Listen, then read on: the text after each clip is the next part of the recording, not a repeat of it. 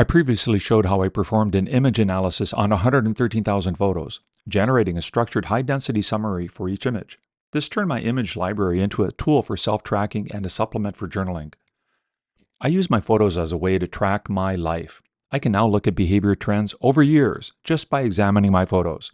If you're like me, using your camera like a data capture device, well, we now live in a time when all of that captured information is finally computable. I am now able to use my image dataset to examine how my photograph composition evolved, corresponding to phases of my life, because now my photos record much more than just pixels.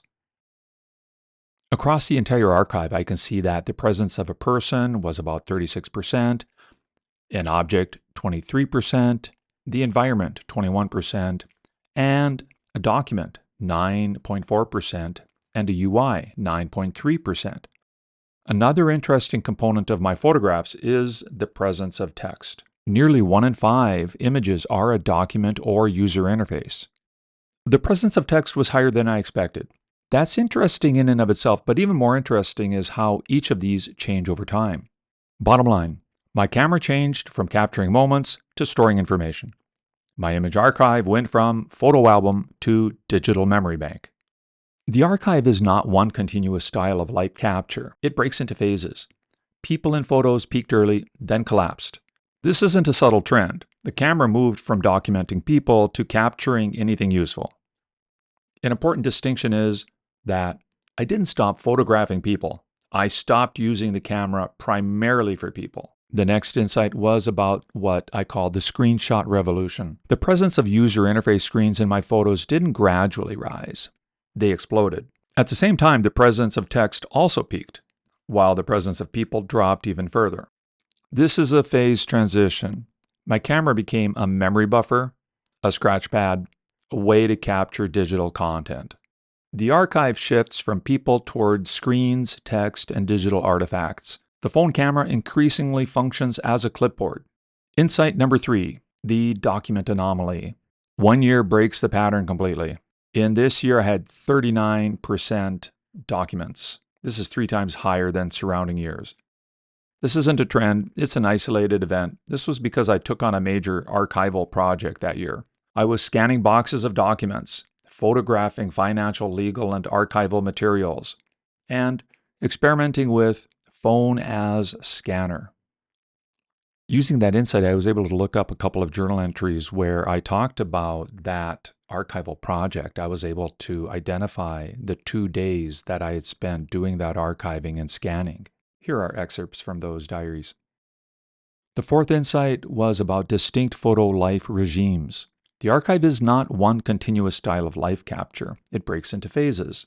1999 through 2003 was early and sparse, characterized by low volume and mixed signals, but 2004 through 2009 is the big social and outdoor era. The number of times that people are present is extremely high during this time, peaking at 85.6% in 2004 and 82% in 2008. The type of scene is heavily nature and outdoor, peaking at 45% in 2009. 2007 is a major volume year, and it still looks socially rich rather than screen heavy as it would become in later years. So high volume, still social.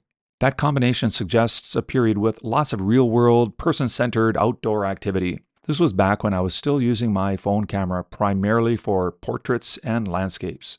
So less screen, more life. 2010 through 2017 showed mixed utility.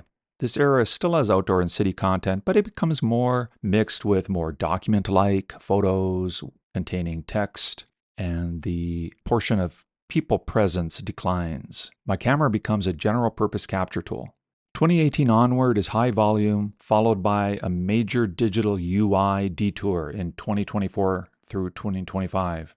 I get huge image volume in 2018 and 2021, then an especially sharp shift in 2024 through 2025 toward user interface and text-heavy material. Now, I know what that's about. It's because I had a passion project at the time where I was doing some UI design. My camera becomes a digital memory system. Then in 26, we see a bit of a rebound, more people present and dominant locations, including favorite outdoor locations, as well as my kitchen. documenting my new daily latte art ritual. This shows a shift back to a local embodied life. So what does this all mean? This is not really about what I photographed. It's about what the camera is for. The first phase is a social camera. The camera is a memory of interactions. Phase 2, it becomes a utility camera. Documents and objects increase. Camera becomes general purpose capture tool. Phase 3, cognitive camera. UI, screens, text-heavy images. The camera is an external memory system. Phase 4 is about rebalancing. People rebound, less screen dominance. At least so far. Final thoughts. A skeptic could say, we've always had metadata, timestamps, GPS, albums. What's new?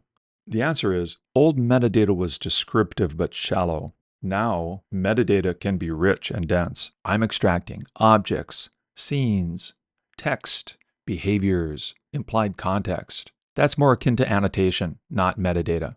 The camera evolved from a social memory device to a general purpose capture tool. I didn't stop living socially.